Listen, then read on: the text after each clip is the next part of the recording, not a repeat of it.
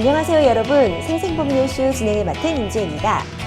생각지도 못한 갖가지 사건, 사고들이 일어나고 있는 요지경 세상. 생생법률쇼에서는 크고 작은 법률 문제로 어려움을 겪고 있는 시청자 여러분들을 위한 법률 상담과 함께 세상을 들썩이게 하고 있는 이슈들을 법적으로 풀어보는 시사법률 토크까지 좀 더 친밀하고 생생한 내용으로 여러분들을 찾아왔습니다.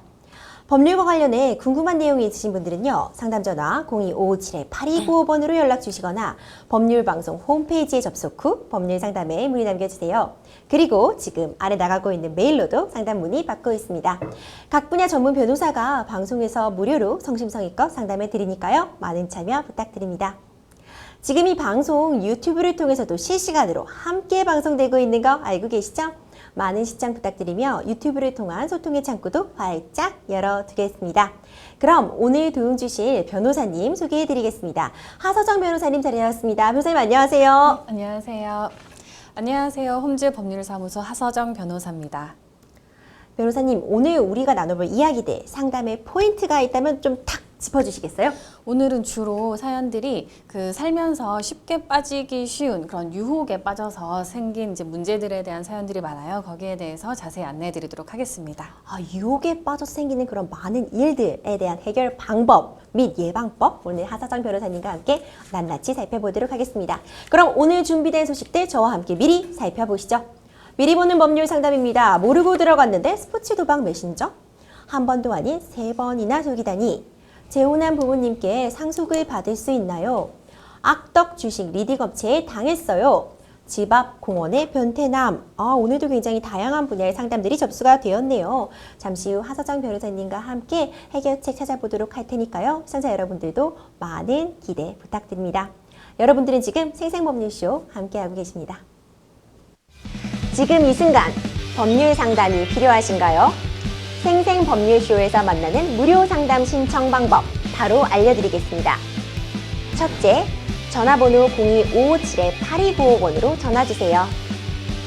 둘째, 법률방송 홈페이지에 접속하셔서 법률상담 게시판에 문의 남겨주세요. 셋째, 지금 화면에 보이는 이메일 주소로 사연과 연락처를 남겨주시면 각 분야 전문 변호사들이 속 시원한 무료 상담을 생생법률쇼에서 만나보실 수 있습니다. 지금 가장 궁금한 법률 상담, 생생법률쇼에서 만나보시죠.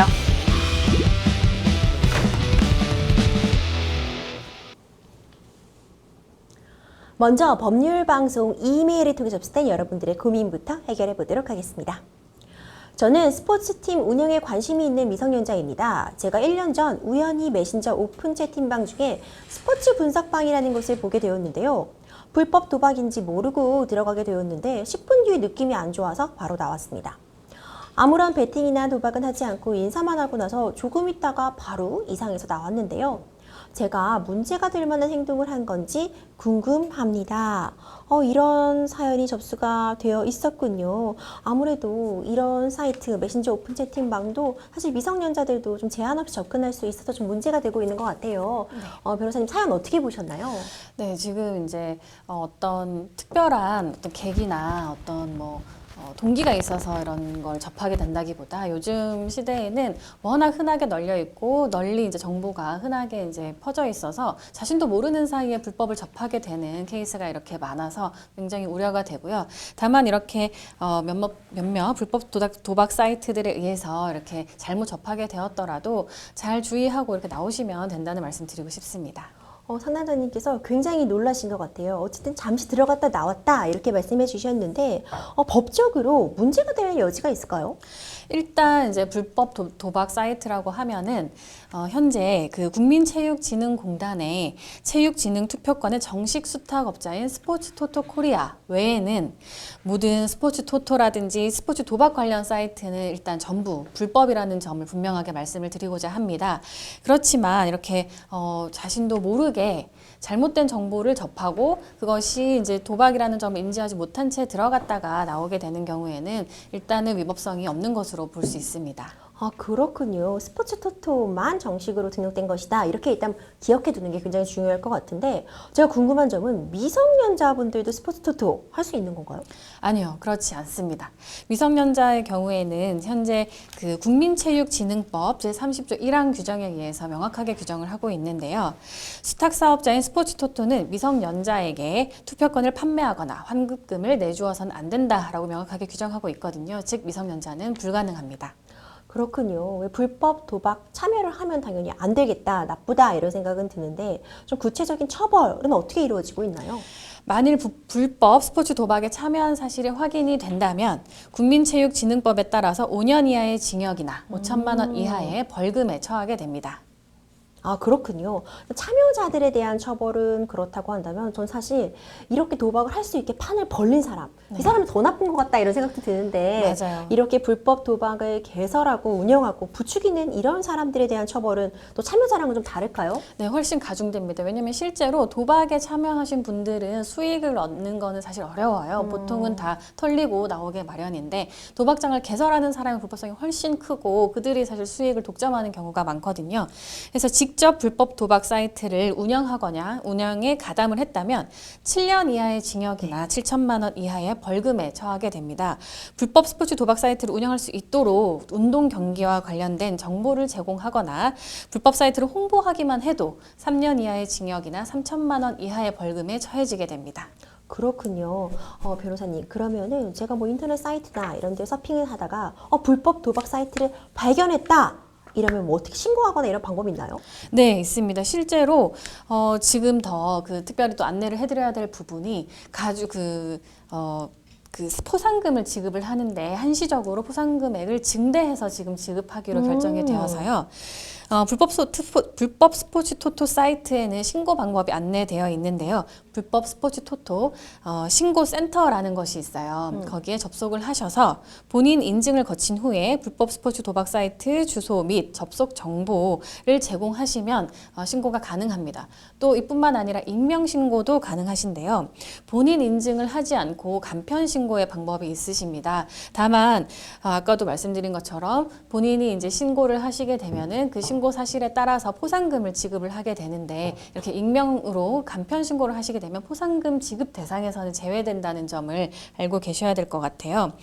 현재 12월 31일까지 적극적인 이런 신고를 도모하기 위해서 원래 기존 200만 원까지 포상금을 지급하기로 되어 있던 것을 500만 원으로 일시적으로 그 한도를 상승시켰으니까 이 사실 알고 계신 분들은 신고를 조금 더 적극적으로 해주시면 좋을 것 같습니다. 아무래도 이런 불법 도박 사이트가 기승을 부리고 판을 치다 보니까 이렇게 포상금도 좀 올리면서 네. 좀 일방타진하려는 그런 의도가 있지 않나 이런 생각도 드네요, 변호사님.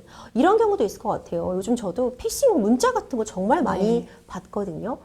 예를 들어서 경품을 준다고 한다거나 아니면 뭐 허가받은 업체인 것처럼 속여서 그런 피싱을 통해 피싱 사기를 통해 불법 도박에 나도 모르게 참여하게 됐다면 이럴 때 좀 어떤 식으로 대응을 해서 빠져나올 수 있을까요?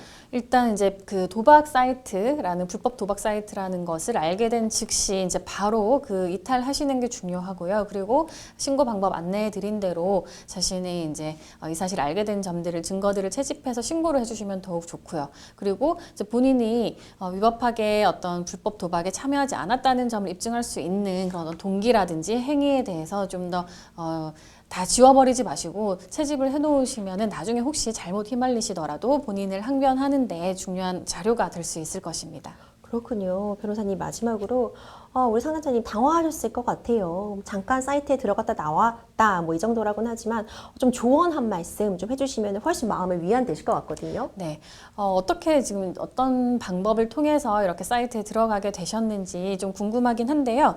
어쨌든 바로 나오셨고 또 뭐 불법 도박이라든지 뭐 이런 거에 참여하신 바가 없기 때문에 안심하셔도 될 것 같고 지금 이제 알게 되신 만큼 아까 안내해드린 대로 신고하셔서 포상금까지 얻으실 수 있으면 더욱 좋겠고 다음부터는 어떤 아마 비슷한 형식 그 다음에 조금씩 진화는 하지만 이렇게 문자를 통해서라든지 어떤 카톡이라든지 이런 다양한 이런 방법을 통해서 뭐 은행 뭐 이런 절차가 그렇게 안내되는 케이스는 많지 않다는 것을 인지를 하시고 함부로 어떤 안내 링크 같은 걸 받으셨을 때 거기에 쉽게 접속하시는 것에는 좀 조심을 해주시기 바랍니다. 네, 굉장히 좋은 말씀 해주신 것 같아요. 결국 내가 이런 사기를 당하거나 이런 피해를 예방하려면 본인이 똑똑할 수밖에 없는 것 같아요. 네네. 내가 내 권리를 지키기 위해서 좀 꼼꼼히 알아보시고 특히 변호사님 말씀 주신 것처럼 문자 같은 거에 보내진 링크 같은 거 함부로 클릭하시는 건 좀 주의하실 필요가 있겠다 이런 생각이 있네요.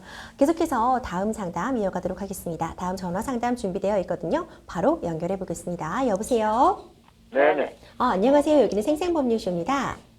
네네. 음성은 변조를 해주세요. 네네, 지금 상담자님 요청으로 음성 변조돼서 방송에 나가고 있습니다. 사연 말씀해 주시겠어요? 저번에 말씀을 드렸는데, 제가 금년 3월 23일자에, 네, KT 통신 대리점에서, 네네, 인터넷 TV, 그러고 휴대폰 2대를 개통을 했어요. KT 통신에서. 네네. 근데 부점장이 이 사람이 내한테 사기를 쳤어요. 네, 저희가 방송 중이라 실명은 언급하시지 좀 말아주시는 게 좋을 것 같아요. 네, 실명을 빼고 말씀해 주세요. 네? 실명, 이름은 거론하시면 안 됩니다, 상담자님. 예. 그러니까 사기를 쳤어요. KT 통신에서.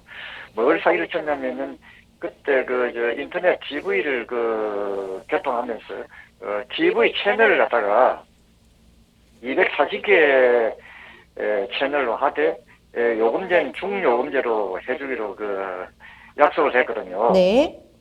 약정을 했는데 나중에 알고 보니까 이게 고가요금 325개 채널로 신청을 했어요. 사기를 쳐가지고. 네. 그러니까 그게 이제 요금 차이가 한 달에 10,000원 정도 나요. 네네. 그러면 36개월 3년을 약정하거든요. 네. 그러면 36만 원을 팽지하려고 들었어요. 네. 그리고 또 두 번째는 휴대폰이 2대인데 한 대는 그 2대를 기계를 다 바꿨어요. 한 대는 27만 5천 원짜리인데 기계값이 네네. 공짜로 준다고 했어요, 그때. 공짜로 지원해 준다고 해놨고, 그걸 갖다 27만 5천을 나중에 또 청구를 했어요. 사기를 쳐가지고. 네. 예, 공짜를 준다 해가지고 27만 5천을 청구를 하고, 또 세 번째는 뭐냐면은, 제가 또 휴대폰 한 대를 바꾸었는데, 그게 120만 원짜리 정도 돼요. 네. 그런데 그게 한 달에, 28,103원씩이에요. 거기 24개월로 약정을 했거든요. 네네. 그러면은 그게 한 67만 정도 나옵니다. 거기 24개월로 28,103원을 곱하기 24개월 하면 한 67만 얼마가 나옵니다. 네네. 그런데 이걸 갖다 이제 24개월로 약정했는데 이 48개월로 또 약정을 해버렸어요. 네. 그래가지고 이게 그때 차이 금액이 그러니까 48개월 하면 배 따블이 되거든요. 네네. 그러니까 한 68만 원 정도 편지를 하려고 들었어요. 사기를 쳐가지고. 네. 그리고 세 번째가 그러고 또 이게 뭐냐면은 또 네 번째는 뭐냐면은 인터넷 TV 설치비가 있다는 얘기를 전혀 설명을 안 했거든요. 네. 설명을 안 해주고 이걸 갖다 내 예금 계좌에서 돈을 4만 원을 빼가 버렸어요. 동의도 없이 예금주 동의도 없이 4만 원을 빼갔더라고요. 설치 비용으로. 네. 그래서 내가 그때 KT 고객센터 본부에다가 고객 지원부에다가 내가 항의를 했어요. 이의를 제기했어요. 네네. 내가 이게 설명드림 받아갖고 이렇게 해가지고 인터넷 TV 채널 수도 속이고 또 그러고 휴대폰 단말기 한 대 27만 5천짜리 공짜로 지원해 준다고 해놨고 또 청구를 하고 또 휴대폰 한 대 120만짜리를 갖다가 그때 DC 해가지고 DC를 해가지고 24개월로 24개월로 약정을 했는데 이게 48개월로 약정한 것처럼 속여가지고 부당하게 청구하고 그러고 또 설치비를 갖다 4만 원 네네네네.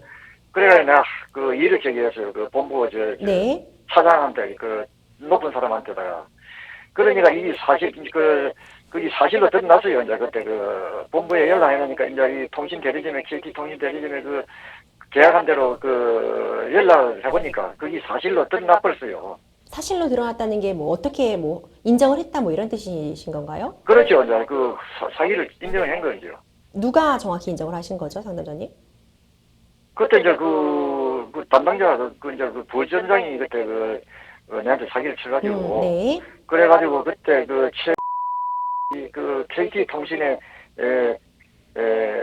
김 차장이라고. 죄송한데 저희 상담자님 실명을 거론하시면 안 돼요. 이름 말씀하시지 마세요. 아니, 그때 차장한테가 내가 그 일을 제기하고 그 사람이 사기를 갖다가 이제 발견해가지고 네. 그 대리점에다 제재를 가했어요. 네네. 이제 고객에게 사기를 쳐가지고 피해를 줬으니까 이제 KT 통신 대리점에다가 제재를 어떤 페널티 키를 제재를 가했어요. 네. 네네. 페널티 키가 뭐냐면은 이제 고객의 매달 지원하는 그 대리점에다가 실적을 올리면은 대리점에다가 주는 페널티가 있어요. 그걸 삭제를 해버렸어요. 네네네. 네네. 그와 같은 제재를 해가지고 그래가지고 그게 모든 사실이 다 발각됐어요. 그러고 제가 또 그 뒤에다가 경찰에다 또 고소를 했거든요. 네. 경찰에다가 그때 그 사기죄하고 사문서 위조죄하고 네. 그래서 왜냐면 고소를 그때- 하신 상태라는 말씀이신 건가요, 상담자님? 제가 이제 고소를 했죠, 경찰서에다. 네. 그래서 아직 그 이후 진행되신 바는 없고요. 근데 그게 이제 불송치로 한 건은 사기죄는 불송치를 해가지고 내가 이의신청을 해놨고요. 네. 그래 검찰도 넘어갔어요. 거기 이의신청을 하니까 검찰 넘어갔고 또 그리고 사무소 위조죄는 네. 이 경찰이 그때 저쪽하고 결탁이 되는지 그건 잘 모르겠지만은 이 경찰이 이 편파적으로 조사를 했어요. 그 당시에. 네, 상담자님, 그럼 저희가 이제 변호사님이랑 상담 시간을 충분히 확보하셔야 되니까 여기까지 말씀 들어보고 변호사님 연결해 드리면서 이제 이렇게 된 상황에서 좀 어떻게 좀 더 이의제기나 해결해 보실 수 있는지 방법 알려드리도록 할게요. 네네네. 네네, 감사합니다. 바로. 그래서 예. 지금 사무소 위조죄는 지금 네네. 무슨 상황인지 검찰도 모르겠어요, 변호사님. 검찰도 넘어갔어요. 그게 예. 네네네. 이의제기 되기 때문에. 예, 네네. 오늘 상담드릴 하서정 변호사인데요. 지금 이제 말씀하신 사기는 불송치가 됐고 사문서 위조는 또 진행이 잘 안 됐다라고 말씀을 하셨는데 제가 이제 그래가지고 처음부터 경찰이 이제 편파적으로 조사를 하기 때문에 내가 네. 이의를 제기했어요. 예. 당신한테 교체를 해라. 예. 교체 신청을 하셨어요? 다른 경찰로 교체를 하라 그러니까 이게 네. 이제 교체를 안 하고 네. 검찰도 수사 중지라 이래가지고 검찰도 넘겨버렸어요. 예. 그래 지금 검찰 넘어가 있는 상태입니다 지금. 네. 지금 이제 그렇게 했던 이유에 대해서 사실 법률적으로 생각을 해보면요. 일단 사기 같은 경우에는 어떤 걸 사기라고 하냐면 지금 선생님께서 말씀하신 1, 2, 3, 4번 내용들이 전부 이제 모르고 어떻게 그렇게 저쪽에서 조치를 해버렸다라는 거잖아요. 사기가 인정이 되려면은 내가 뭘 하는지는 알고 있어야 돼요. 다만 내가 A라고 예를 들면 여기서 325 채널을 하기로 했다. 325 채널로 선택한다는 점은 선생님께서 알고 해야 되거든요. 근데 그러니까 제가 왜 알고 325 채널을 한데 그 이유가 얘가 가해자 말하자면은 그 대리점에서 다른 걸로 선생님을 막 속여가지고 325 채널로 하게 했다. 그럴 때 사기가 되기 때문에 지금 보면 325 채널도 몰랐고 2대 중 1대는 또 돈을 받고 이렇게 제공을 해주긴 했는데 안 주는 줄도 모르고 이렇게 하셨고 또 원리금이 더 붙는 줄 모르고 그러니까 그 48개월이 되는 줄도 모르고 다 이게 진행이 된 거잖아요. 그럼 이건 사기는 아니에요. 그러니까 법의 어떤 나쁜 건 다 사기라고 말하는 게 아니고 사기는 속여서 거기에 속아서 속은 행동을 했을 때거든요. 근데 지금 상담자님은 내가 325채널로 하겠다. 어떤 거에 속아서 아니면 48개월로 하겠다. 이런 적이 없거든요. 그래서 사기가 아닌 거예요. 그게 그 행동이 잘해서 사기가 아니라는 뜻이 아니라 그냥 사기라고 하는 것을 법적에서 규정해 놓은 그 규정에 부합하지 않는다라는 뜻이에요. 그래서 불송치가 된 거고 사문서 위조 같은 경우는 뭘 사문서 위조라고 하냐면 내가 하기로 한 거 내용대로 안 적혀 있을 때 사문서 위조라고 안 해요. 뭘 사무소 아니죠. 위조라고 그게 아니고 하냐면, 뭐 네. 사무소 위조는 어떻게 했냐면은 그러니까, 그 스마트 신청서라고 있어요. 그 신청할 때 그러니까 그 신청서를 지금 그걸 서명을 갖다가 위조했다고 고객이 그랬어요. 직접 보고 사인을 해야 되는데 네. 그걸 그 직원이 가짜로 해버렸어요. 그 대리로 해버렸어요. 그 부분에 대해서는 아니, 전혀 동의한 바도 없었고 시킨 적도 없는데도 그렇죠. 내용을 전혀 모르고 있었는데 알아서 이렇게 자기가 그 서명을 해버린 거예요. 그렇죠. 그러면 사문서 위조가 될 수는 있어요. 근데 그게 왜 그러니까 편파적으로 했다 하는 거는 사실 어떤 평가이기 때문에 그 편파적일 경우에 사실 수사관 교체를 신청을 하면 그 교체에 대해서 응해 주기는 하는데 어쨌든 지금 검찰 단계로 넘어가서는 거기에 대해서 다시 검토를 해주고 있다는 뜻은 아닌가요? 아닙니다. 지금 다시 이제 재수사를 합니다. 재수사를 경찰에. 그럼 하게 되면은 왜냐하면 경찰에서 그 편파적으로 하고 그 부실 수사를 했기 때문에 네. 내가 이의를 제기했기 때문에 네, 그 네. 수사 중지 그 경찰에 하던 수사를 중지를 해가지고 검찰에 가서 재수사를 하도록 그렇게 그럼 해놨- 재수사가 되면 이제 그 당사자, 그 수사하는 수사관이 교체가 된 거기 때문에 이제는 편파적으로는 되지 않을 거고 그 서명을 위조했다라는 부분을 지금 통신사에서 확인을 해서 인정을 받으신 상태라고 했으니까 그렇다면은 그 상대방 그 대리점 측에서도 자백 그 인정을 한 상황이라서 진행이 어떻게 이제 희망하시는 대로 될 가능성이 충분히 있다라고 보이거든요. 아, 네네. 그리고 이제 어떻게 네. 되냐면은 네. 지금 다 방송통신위원회라든지 KT 본사에서는 다 그 사기로 인정했어요. 근데요, 네. 그 문서를 다 내가 가지고 있거든요. 네. 그래서 지금 궁금하신 점은 어떤 거예요? 인정을 했는데 지금 인정했는데 이제 내가 이제 그 형사처벌을 요청했는데 그 네. 아직 진행 중이니까 그건 경찰에서 형사처벌이 이제 그 네. 부당하게 사건을 처리하기 때문에 네. 그래서 지금 경찰 그 수사관은 그래서 중재가 되고 경찰을 다시 가서 한다고 내가 하셨잖아요. 교체 요청을 이었거든요. 네, 그래서 진행이 지금 다시 된다면서. 네. 교체 요청을 이어나니까 이제 내가 그럼 다른 경찰로 바꿔준다 하더라고요. 그래서 네. 난 똑같은 그 경찰서에 바꿔봐야 내나 그 사람이 그 사람이니까 검찰로 넘기려 해야 되거든요. 네. 그래서 검찰로 넘어가 있어요 지금. 예, 그래서 이제 그러면 추가로 궁금하신 점은 어떤 거예요? 그래서 이게 예. 이 방통위원회라든지 다 사기 사무소 위조 이게 다 인정을 해가지고 내한테 문서가 다 왔어요. 예, 예. 그리고 KT 본사에서도 그 고객 지원팀에서도 아까 내가 페널티 키를 제재를 예, 가했다고 그렇게 하신 분 말씀하셨고. 그 예. 인정을 했기 때문에 네. 그 제재를 가하거든요. 예, 예. 그런데 이제 경찰에 조사하면서 내가 모든 입증 자료를 다 제출했거든요. 네. 그런데도 이제 부실하게 편파적으로 조사를 했기 때문에 내가 이의를 신청했기 때문에 지금 예, 그건 사건이 잘 그렇게 하셨고요. 그래서 궁금하신 저 이제 질문해서 상담받고 싶은 내용은 어떠신 거예요? 그래서 내가 이 사실을 갖다가 이제 검찰에 가서 이제 그걸 하면은 변호사님한테 좀 도움을 받아가지고 네, 네. 사건을 좀 유리하게 진행하려고 그래서 내가 그 도움을 받으려고 했습니다. 네, 그 이제 필요한 자료 소명하실 부분 또 변호사의 의견 이런 것들을 변호사를 통해서 도움을 충분히 받으실 수 있고요. 네, 네, 그런 자료들이 있고 또 지금 상대방 측에서도 인정을 했다고 하니까 네, 네. 큰 어려움은 없을 것으로 보이고요. 네. 예. 그래서 내가 경찰이 그때 무엇을 잘못했냐면 진술 조서 진술을 받고 나면은 진술 조서를 출력을 해가지고 컴퓨터에 출력해가지고 고소인이 직접 네, 한다 아닙니까? 예, 맞습니다. 확인해가지고 잘못된 부분은 지금 수정해가지고 예. 다시 컴퓨터 치도록 경찰이 다시 네. 컴퓨터 수정해가지고 해야 되는데 예, 예. 경찰이 불리하게 하더라고요 내한테다가 아.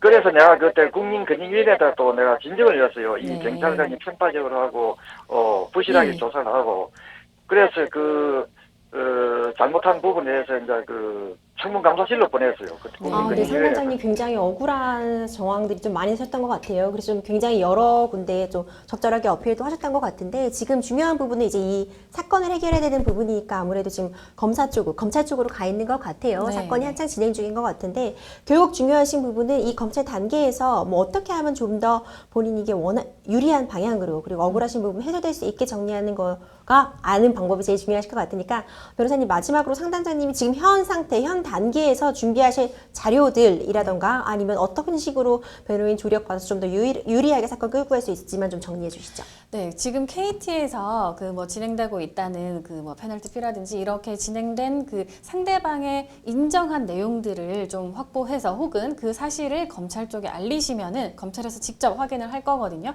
그러면은 그 대리점 측에서 잘못한 부분에 대해서 인정한 사안이 이제 검찰 쪽에 넘어가게 되면은 그것을 근거로 검찰 수사하기가 훨씬 쉬울 겁니다. 그래서 지금까지 이제 뭐 확보하셨다는 그 자료들도 모두 검찰 쪽에 다시 한번 제출을 하심과 동시에 그 상대방 그 회사라든지 대리점에서 어떤 사실을 인정했는지에 대해서 소상하게 밝히고 그 주체들을 언지를 해주시면은 검찰 쪽에서 알아서 잘 진행을 해주실 것으로 생각이 됩니다. 네, 좀 자료들을 최대한 다 모아서 제출하시는 게 제일 중요하다 이런 말씀이시네요. 좀 아무쪼록 좀 원만하게 해결되시기를 바라봅니다. 계속해서 다음 상담 이어가겠습니다. 이번에는 법률방송 SNS 통해 접수된 여러분들의 고민입니다. 저는 올해 30살 된 청년인데요. 제가 5살 때 부모님은 서로 성격이 맞지 않는다며 이혼을 했습니다. 친권은 어머니에게 넘겨줬지만 어머니는 얼마 후 재혼을 했고 아버지도 몇 년 후 재혼을 하셨는데 어머니와의 이혼 후 한 번도 저를 만나러 오지 않으셨습니다. 외할머니께서 대학교 1학년 때까지 저를 키워주셨고 지금 돌아가신 지가 10년이 됐는데요. 그동안은 외할머니가 저를 위해 저축해 놓은 돈과 함께 아르바이트를 해서 대학까지 마치고 취직까지 했습니다. 부모님 두 분 모두 저와 멀어진 사이지만 제 권리는 찾고 싶은데요. 만약 부모님이 돌아가셔서 상속이 이루어진다면 저도 상속을 받을 수 있을까요? 이런 사연이 접수가 되었군요. 변호사님 먼저 사연 어떻게 보셨어요? 네, 부모님이 이제 모두 이혼을 하시고 그 외할머니의 손에 이제 키워지게 되신 점에 대해서 좀 안타까운 마음도 들었지만 지금처럼 굉장히 이제 건강하게 장성을 하셔서 궁금한 점 이렇게 알려드릴 수 있게 돼서 매우 다행이라고 생각합니다. 지금 친권은 어머니에게 있는 그런 상황인 걸로 보이는데 어머니가 재혼을 하신 거죠. 이럴 때 상담자님이 상속받을 수 있는 건가요? 네, 그렇습니다. 사실 뭐 친권의 소재나 또 양육권의 소재랑은 사실 상속과는 전혀 별개거든요. 상속은 피를 타고 흐른다고 해서 친권이 없는 아버지의 그런 돌아가신 이후의 상속 재산도 충분히 상속을 받으실 수 있고요. 어머니도 당연하고요. 그렇군요. 오히려 친권과는 무관하게 그냥 피를 타고 흐른다 이렇게 이해하시는 게 굉장히 좀 이해가 쏙쏙 들게 설명해 주신 것 같은데 아버지 같은 경우는 지금 재혼을 하시고 새로운 가족이 생긴 상황이에요. 그쪽 가족이 이제 공고하게 만들어진 상황인데 이런 경우에도 상속 가능하다는 말씀이신가요? 네. 그 상속을 할 수 있는 어떤 권리가 박탈되는 경우는 굉장히 이례적인 일 외에는 거의 없다고 생각하시면 됩니다.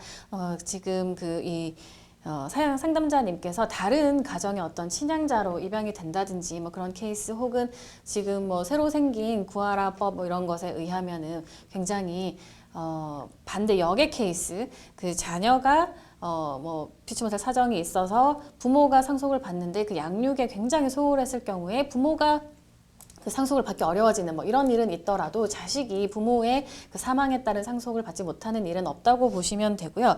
새로운 가족이 생겼다. 이것은 전혀 상속의 어떤 그 저해 요소는 아닌데 다만 그 상속권자가 지금까지 원래는 이혼하신 상태에서 직계 비속이 본인 혼자였으면 혼자 다 모든 재산을 상속받을 수 있었던 것이 아버지가 새롭게 만든 새로운 가족에 의해서 배우자가 있고 또 새로운 또 자식이 생겼다라고 하면은 그분들과 함께 그 비율대로 또 상속을 또 받으셔야 되기 때문에 그 비율, 그 크기는 줄어드는 효과는 있을 수 있습니다. 하지만 상속은 당연히 가능합니다. 그렇군요. 변호사님, 만약 아버지께서 이혼 후에 뭐 양육비를 제대로 주지 않는다거나 뭐 아들에 대해서 본인의 의무를 좀 저버리신 그런 상황이라면 아들이 아버지에 대해서 소송을 직접 하는 것도 가능할까요? 양육비 어떤 지급에 대해서 과거의 양육비도 청구를 해서 받을 수 있다라고 나오고 있기는 하고요. 그래서 자식의 입장에서도 그 본인이 이제 성장하는 데 필요한 그 돈에 대해서 충분히 지원을 못 받은 상황이라면은 당연히 이제 기본적으로는 가능한데 만약에 그것이 다른 양육자에 의해서 충분히 지급되고 했을 때 그 어떤 손해배상의 개념에서 이제 그 양육비에 대해서 어떤 손해를 받지 않은 상황이라면 또 어느 정도 참작은 될 수 있겠습니다. 하지만 그 과거의 양육비도 청구를 할 수 있는 것은 분명합니다. 그렇군요. 변호사님, 그렇다면 이 양육비라는 게 도대체 어떤 기준으로 정해지는 것인지도 좀 궁금하고, 못 받았을 때 이 미지급금을 청구할 수 있는 방법도 좀 알려주시면 도움될 것 같거든요. 네, 양육비는 기본적으로 어떤 딱 정해진 개념, 법적으로 강제된 개념이 어떤 그 금액 기준이 있는 것은 아닌데 추천하는, 권고하는 안이 있기는 합니다. 가정법원에서 그 어떤 정기적인 그 연마다 양육비 산정 기준표를 발표를 해서 이에 따라 이제 뭐 재판이 이루어지거나 상호 합의를 할 때 그 기준으로 삼아서 결정할 것을 권고하고는 있습니다. 현재 2021년 기준으로 가정법원이 또 새롭게 발표한 양육 기준표가 있기도 하고요. 통상 이제 산정되는 방법은 부모의 양쪽 다 이제 수입이 있을 수 있거나 한쪽에 있을 수 있는데 그 수입을 합산을 해서요. 그 비율에 따라서 그 자녀의 나이에 따라 또 그 양육한 어떤 환경, 그 아이에게 특별히 더 병원비라든지 뭐 특별한 교육비라든지 이런 것들이 더 들어가게 되면 가산, 또 어떤 환경에 따라서 그 비용이 적게 들어가게 되면 감산하는 기준도 몇 가지 정해두고 거기에 따라서 산정이 되게 됩니다. 만약에 양육비를 제대로 지급하지 않는 경우에는 여러 가지 제재 방법을 마련하고 있고 앞으로도 더 보완책을 마련하고자 노력하고 있는 형편인데요. 현재 미지급되고 있다라고 하면은 양육비 이행 명령 제도를 이용하실 수 있고요.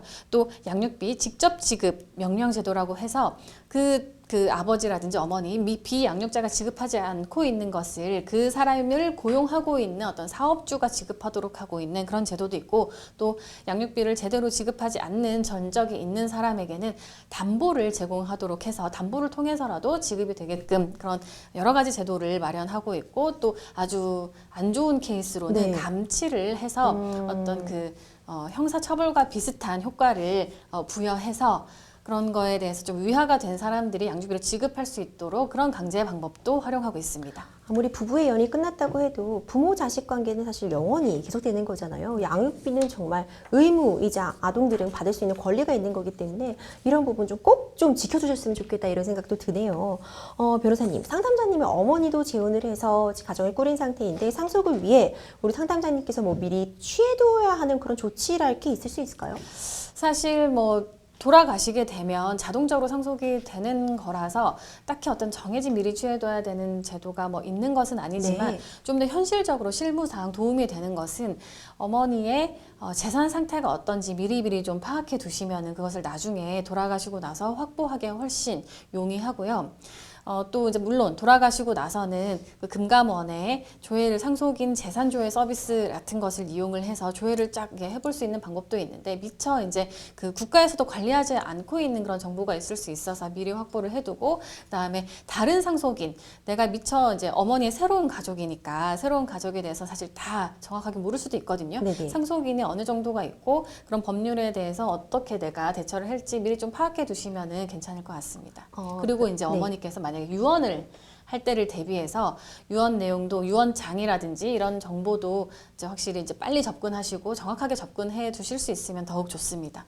변호사님, 마지막으로 좀 고민이 많으실 것 같은 우리 상담자님께 좀 조언 한 말씀 해주시면서 좀 정리해 주시죠. 지금 이제 가족들이 좀 뿔뿔이 흩어져서 상속 관계도 조금 다소 복잡해진 면은 분명히 있습니다. 그렇죠. 하지만 그 상속권자인 것만큼은 전 변하지 않는 사실이니까 특히 이런 케이스의 경우에는 그 부모님들이 새롭게 얻게 되는 새로운 가족들과 분쟁이 굉장히 생기기가 쉽습니다. 자기 친 그렇군요. 가족들보다는 훨씬 더 분쟁의 횟수가 더 많거든요. 저희가 실무상 접해보면. 그렇기 때문에 그 사람들과 이제 미리 분쟁이 되지 않도록 미리 정해두고 미리 약속해두고 이제 부모님의 어떤 유언이라든지 이런 정보를 미리 확보해두는 것이 가장 좋겠습니다. 네, 변호사님 조언 말씀들처럼 뭐 미리 준비해둘 수 없는 부분도 많이 있겠지만 적어도 좀 사전의 대화를 통해서 좀 협의를 해두시는 게 추후에 분쟁을 피하는 데 도움이 될 수 있겠다 이런 생각이 듭니다. 여러분들은 지금 생생법률쇼 함께하고 계십니다. 지금 이 순간 법률 상담이 필요하신가요? 생생법률쇼에서 만나는 무료 상담 신청 방법 바로 알려드리겠습니다. 첫째, 전화번호 02557-8295번으로 전화주세요. 둘째, 법률방송 홈페이지에 접속하셔서 법률상담 게시판에 문의 남겨주세요. 셋째, 지금 화면에 보이는 이메일 주소로 사연과 연락처를 남겨주시면 각 분야 전문 변호사들이 속 시원한 무료 상담을 생생법률쇼에서 만나보실 수 있습니다. 지금 가장 궁금한 법률 상담, 생생법률쇼에서 만나보시죠.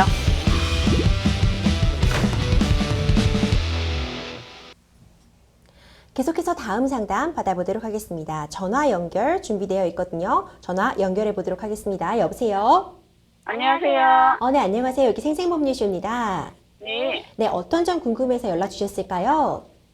제가 주식관에서 리딩 그 업체에서 네네. 제가 이제 전화가 와서 제가 전화를 안 받아가고 안 한다고 했는데 자꾸 이제 하라고 권유를 했어요. 네네. 그래 권유를 했는데 그 권유하는 과정에서 2020년 9월 16일에 했는데 2달 정도 되는 상관에서 이 한 가지를 가지고 하라고 몰빵을 시켰어요. 네. 그래가지고 한 2달 정도 돼서 손해를 너무 많이 봤어요. 네. 그 2달 된 시점에서 제가 해지를 해달라고 했거든요. 네네. 근데 해지를 안 해두고 계속 미루다가 그 담당자도 바뀌고 해는 바람에 네. 그냥 연결도 안 되고 그래갖고 이따가 올 2021년도 8월 12일날 그쪽에서 연락이 왔어요. 네네.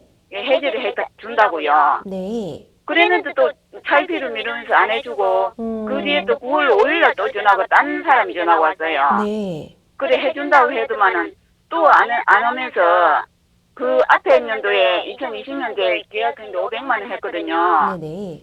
그랬는데 그 뒤에 또 그 500만 원 그걸 받으려면은 그 시점에서 9월 5일 그 시점에서 500만 원 더 해가 다시 재계약을 해야 된다는 거예요. 네. 그러면은 그걸 그 시점에서 하고 15일 날 돈을 500만 원 빼준다 그래요. 네네. 근데 그 15일에 빼주고 그 앞에 20년도에 한 거는 1월 12일 날 돈을 다시 돌려준다 그러더라고요. 네. 근데 그러고 나서 또 전화도 안 받고 그런데 또 전화가 제가 전화를 하면 전화 연결도 안 되고 그래서 있었는데 그 뒤에 이제 그 리딩업체 법무팀에서 전화가 와가지고 네. 그 해지한다고 그런 식으로 하면서 그래 그쪽에서 담당자가 그런 이렇게 하더라고 그랬어요. 그랬는데 해지한다고 그랬으면 앞에 거는 안 받으려고 하는 건데 뭐 해지는 그렇게 말을 하냐고 네. 말을 영 기분 나쁘게 하는 거예요. 네네. 그래서 어디 하소연할 데도 없고 그래서 제가 방송보다 전화드렸습니다. 그러셨군요. 주식 리딩방 요새 굉장히 저희한테 상담 전화가 많이 걸려왔잖아요. 좀 네. 많은 분들이 네. 궁금해하실 부분인 것 같은데 하서장 변호사님 연결해드리면서 좀 어떤 식으로 대응하시는 게 좋을지 바로 알아보도록 하겠습니다. 네. 예, 상담드릴 하서장 변호사입니다. 네, 안녕하세요. 지금 이제 굉장히 흔하게 이제 그 요즘 주식 리딩방 많이 퍼져 있고 피해도 많이 발생을 하고 있어요. 지금 선생님께서 제가 아까 말씀을 듣다가 한 가지 이제 들리는 말이 한 가지를 지정을 해줬다라고 했는데 그 종목 같은 걸 지정을 해준 건가요? 네네. 종목을 네. 지금 사실 주식 리딩방이라고 하면서 그 업체에 대해서 혹시 금감원의 제도권 금융회사 조회 서비스에서 한번 조회를 해보신 적은 있나요? 제가 그런 방법에서는 좀 몰라가지고 네. 지금 마냥 뭐 어떻게 해야 되는 건지 음. 그 소비자 그 보호원에 전화를 했거든요. 예. 전화를 하니까 그게 자기들에는 좀 관여가 없다고 네. 형사건으로 해갖고 고발을 하라 그러더라고요. 사실 말씀을 듣고 보니까 네. 애초에 그냥 원래 주식 리딩방은 다 사기다 이럴 수는 없는데 네. 그렇지만 지금 말씀하신 부분은 불법적인 요소가 굉장히 많다고 보여지고 또 두 네. 번째로 했던 그 500만 원을 이제 처음에 계약을 했고 다시 이걸 해지를 하려면 다시 500만 원을 내야 된다라고 말했던 부분은 그래서 다시 또 500만 원을 받았잖아요. 네. 그 부분은 이제 사기로도 충분히 고소가 될 만한 케이스고 네. 사실 해지를 하는데 추가금이 필요하다는 건 사실 말이 안 되거든요. 네. 그리고 주식 리딩방 같은 경우는 우리가 이제 통상 이런 업을 유사 투자 자문, 그러니까 투자에 어떤 조언을 해줄 수 있는 그런 업으로 규정을 해두고 있는데 실제로 유사 투자 자문 같은 경우는 신고만 하면 누구나 할 수 있는 일이기는 해요.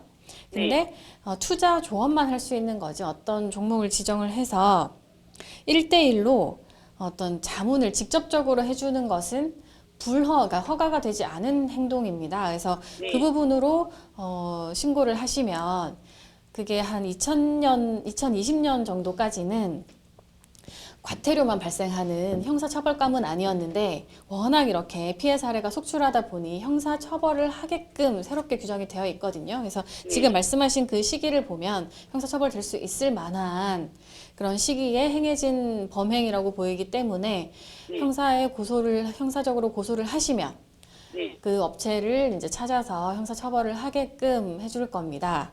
그래서 지금 어떤 점이 이제 문제냐 하면은 정리를 하자면 유사투자자문업을 신고를 했는지 하지 않았는지 이제 그것을 일단 확인을 해야 되는데 그 확인은 금감원에 아까 말씀드린 대로 제도권 금융회사 조회 서비스를 통해서 바로 확인을 하실 수가 있고요.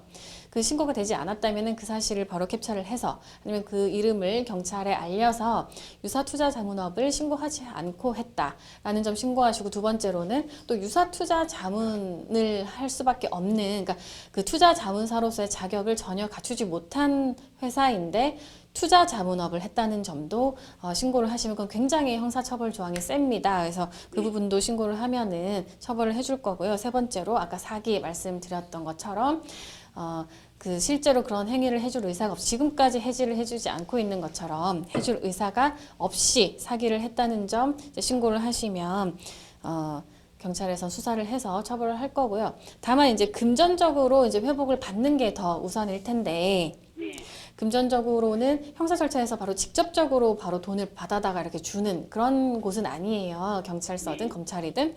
그렇지만 그 절차가 진행되는 과정에 형사 조정 제도도 있고요. 또 배상 명령 제도 이런 그 금전적으로도 배상을 받을 수 있게끔 어떤 제도가 수반되는 것도 있거든요. 그래서 이 말을 기억을 했다가 형사 조정을 해서 내가 이 피해 금액을 받게끔 꼭 좀 도와주세요 라고 말씀을 하시고 법원에 가게 된다면 배상 명령을 신청을 하셔서 배상 이제 내가 이런 피해를 받았으니 이 가해자로부터 나한테 돈을 지급하게끔 법원에서 도와주세요 이렇게 하시면 금전적으로도 보상을 받으실 수 있고 만약에 그 절차에서 그게 이루어지지 않았다면 민사적으로도 청구하실 수 있습니다. 그러면은 제가 형사 부분의 사기로 고발을 해야 되는 거예요? 네, 사기, 또 유사투자자문업, 투자자문 이 세 가지 글자 기억하셔가지고 말씀을 하시면 경찰서에서 좀 알아듣고 조치를 취해줄 거예요. 내용 증명을 띄우고 나서 그래야 되는 겁니까? 반드시 내용 증명 띄우실 필요 없습니다. 지금 같은 경우. 아, 그래요. 네. 그럼 거기에서 그러면 그 부분에서만 그렇게 근처에서 그러면은 딴 데는 안 해도 됩니까? 딴 데라고 하시면은 근데 뭐 법률구조공단은 그쪽에는 이야기를 하더라고요. 그거는 이제 뭐 법률구조공단은 사실 이제 경찰서와 이런 동등한 기관은 아니고 변호사, 그러니까 그 금전적으로 어떤 변호사를 선임하기 어려운 공공한 처지에 계시는 분들이 법률구조공단에서 이런 경찰서에 고소하는 거라든지 이런 절차를 좀 더 쉽게 도와드릴 수 있는 어떤 조력을 받으실 수 있는 기관이에요. 그러니까 경찰에 신고하기 전에 법률구조공단을 가야 된다 이런 게 아니고 그냥 혼자 경찰서에 가셔도 되고 근데 내가 혼자 하기 너무 어렵고 잘 모르겠다. 그리고 경찰 수사관님도 내 말을 잘 못 알아듣는 것 같아서 진행이 안 된다 했을 때 법률구조공단을 찾아가시거나 변호사를 선임하시거나 해서 그 절차를 조력을 받으셔서 진행을 하실 수 있는 거예요. 그래서 둘 다 뭐 같이 병행하셔도 괜찮을 것 같아요. 근데 이게 마냥 놔두면은 또 안 될 것 같고 그래서 딴 피해자도 없어야만이 저는 또 좀 좋을 것 같아서 제가 그 했는데 그러면은 뭐 이게 돈이 지금 내가 얼마를 받을 수 있는지 그것도 모르게 변호사를 하면 얼마 정도 나가야 되는지 그걸 모르잖아요. 지금 선생님께서 받으실 수 있는 돈은 글쎄요. 그 처음부터 그 회사에 지급한 돈 전액을 다 받으실 수 있다고 보입니다. 아, 그렇습니까? 네. 아, 그러면은 경찰서에서 일단 그거 하면 되네요? 일단 경찰서에서 진행을 하시면 좀 더 돈을 받기 용이하실 거예요. 아, 네, 감사합니다. 네, 상담이 여기까지 진행하도록 하겠습니다. 네. 네, 이런 주식 리딩 관련한 질문들 굉장히 많이 올라오고 피해가 계속되고 있는 것 같아요. 말씀해주신 것처럼 모든 이런 주식 리딩방, 주식 리딩을 제공하는 서비스 제공하는 업체가 불법인 것은 아닌데 이번 사연 같은 경우는 문제점이 좀 많다 이렇게 보신 거군요. 네, 네, 맞습니다. 행위들이 어떤 유사투자자문업이 할 수 있는 그 행위만 해야 되는데 그 선을 넘어서 엄격한 요건 하에 이제 할 수 있는 기관을 정해놓은 그 금감원의 허가 허가를 받아야만 할 수 있는 네. 투자 자문업도 하고 있는 회사로 보여서 그게 반드시 형사처벌을 받을 수 있는 그런 회사로 보이고요. 또 그것과는 또 별도로 사기 행위도 아울러 했던 것으로 지금 파악이 되고 있거든요. 그래서 다 처벌을 하게 만들 수 있을 것 같습니다. 네, 변호사님께서 조언 주신 내용대로 좀 차근차근 단계 밟아가시면서 피해 사실들 좀 제대로 다 회복하실 수 있기를 바라봅니다. 계속해서 다음은 법률방송 이메일을 통해 접수된 여러분들의 고민 해결해 보도록 하겠습니다. 제가 매일 오가는 길에 변태 남성이 있습니다. 그 남성은 여자들이 지나가면 하의를 내리고 음란행위를 하는데요. 저만 해도 벌써 3번이나 마주쳤습니다. 신고를 2번이나 했는데 그 변태는 경찰서에 잡혀가지 않은 채 여전히 동네 공원 주변을 활보하고 있는데요. 이 변태 남성 왜 잡아가지 않는 건가요? 아니 도대체 이런 행동 왜 하는 건지 모르겠습니다. 상담자분님 사연 들으신 소감 변호사님 어떠세요? 아, 네. 참 주변에서 참 그 본지 오래됐는데 옛날에 여고 주변에 바바리맨이라고 우리가 그랬죠. 흔하게 있었잖아요. 참 안타깝습니다. 정말로 하신 말씀처럼 대체 뭐 왜 돈 그러는 생기는 것도 겁니까? 아닌데 왜 이러는지 정말 이해를 할 수가 없습니다. 변호사님 여성들이 지나갈 때마다 음란 행위를 하는 이 남성 처벌 가능한가요? 네, 남들 앞에서 신체 부위를 드러내거나 또 성적 행동을 하는 경우 공연 음란죄로 처벌될 수 있습니다. 공연 음란죄라고 변호사님께서 말씀해 주셨어요. 공연 음란죄다. 사실 딱 들어서는 와닿지 않는 그런 부분도 있는 것 같은데 공연 음란죄가 뭔지 그리고 또 처벌 기준은 어떻게 되는지 좀 알려주세요. 네, 공연 음란죄는 그 말 그대로 공연하게, 그러니까 사람들한테 널리 이제 보일 수 있게 음란한 행위, 성적인 어떤 행위를 하는 것을 말하는 거고요. 그런 이제 행동을 했을 경우에는 형법 제 245조에 따라서 1년 이하의 징역 또는 500만 원 이하의 벌금에 처해지게 됩니다. 그렇군요. 그러니까 불특정 다수를 상대로 공개된 장소에서 상대방에게 성적으로 불쾌한 그런 행동을 하는 경우에 처벌이 되겠다 이렇게 이해할 수 있을 것 같아요. 아니 그런데 저도 의아한 부분은 상담자님께서도 경찰서에 여러 번 신고를 하셨다고 하는데 뭔가 처벌이 내려지지 않고 계속 이렇게 활동을 할 수 있는 이유 뭘까요? 아마도 그 음란한 행위, 그러니까 성적인 어떤 수치심을 유발하고 또 성욕의 흥분, 만족을 목적으로 어떤 한 행위가 있어야 되고 또 그것이 그 경찰에 의해서 발각이 돼야 되는데 아마도 적어도 이제 그런 행위는 발각이 안 되고 옷만 벗고 있다든지 그랬기 때문에 공연 음란죄로까지는 처벌을 하지 못하고 경범죄상 이제 옷을 벗고 돌아다니는 뭐 그런 정도로 아주 경미하게 벌금 정도, 과태료 정도 내는 걸로 끝났기 때문에 그랬을 수 있을 것 같고 또 워낙 이제 처벌 수위가 이제 낮은 것으로 판단될 수도 있어서 네. 그럴 경우에는 처벌이 됐다고 해도 그 외부에 돌아다니는 것은 또 그런 자유까지 완전히 박탈할 수는 없잖아요. 그렇죠. 징역형이 아닌 이상은. 그래서 나와서 이제 활보하는 것처럼, 그래서 잡혀가지 않은 것처럼 보일 수도 있겠습니다. 그렇군요. 좀 여러 가지 경우의 수가 있을 수는 있었을 것 같은데 이렇게 지나다니는 여성이라면 이런 남성이 계속 이런 행동을 하면은 충분히 위협감을 또 받을 수도 있을 것 같아요. 아이들도 그렇고요. 주변 사람들에게 굉장히 불쾌감을 주는 행동이 될 수 있을 것 같은데 공연 음란죄 말고는 처벌될 여지가 없을까요? 사실 아까 말씀드린 것처럼 그 음란한 행위까지 입증하기 어렵거나 못했을 경우에는 경범죄처벌법에서 그 옷을 벗고 상대방한테 불쾌감을 주는 행위를 했다는 정도의 어떤 벌금형의 그런 처벌까지는 가능할 것 같은데요. 그 외에 직접 이렇게 신체 접촉이라든지 접촉하려는 그런 시도를 하지 않는 한은 형법상 더 가중된 처벌을 하기는 좀 어렵지 않나 생각합니다. 변호사님 그렇다면 음란 행위를 했다는 걸 증명하기 위해서는 뭐 어떤 걸 준비해야 될까요? 그 현장에 바로 경찰을 불러서 바로 그 경찰이 목격할 수 있는 게 사실 좋기는 하고 주변에 CCTV 요즘 워낙 많다 보니까 또 주차되어 있는 차에 있는 블랙박스도 좋고요. 그런 영상 자료를 확보를 해서 제출할 수 있으면 가장 좋을 것 같습니다. CCTV나 블랙박스 활용하시는 게 제일 좋을 것 같다 이런 생각 드네요. 변호사님 마지막으로 우리 상담자님께 조언 한 말씀 해주신다면요. 네, 이런 이제 소위 이제 관심을 받기 위해서 혹은 또 그 상대방을 놀래키고 그 놀랜 사람들이 매우 수치스러워하고 이런 것에서 아주 변태적인 성적 그 욕망의 어떤 만족을 얻는 사람들이 있거든요. 그래서 사실 굉장히 무시하고 지나가는 게 가장 좋은 대응 방법이라고는 해요. 그리고 지금 하신 것과 마찬가지로 지속적으로 계속 신고를 하고 적극적인 경찰에 대처를 요청하시는 것이 가장 좋을 것 같습니다. 네, 이런 행동 사실 해서는 안 되는 행동이죠. 상담자님 많이 놀라셨을 것 같고 적절한 대응을 통해 또 처벌받을 부분이 있다면 좀 처벌되셔야 될 것 같다 이런 생각이 듭니다. 하태정 변호사님과 함께하니 어느덧 마칠 시간입니다. 오늘도 함께해 주신 하태정 변호사님 감사합니다. 네, 감사합니다. 오늘 저희가 준비한 순서는 여기까지입니다. 시청해 주신 여러분 감사합니다.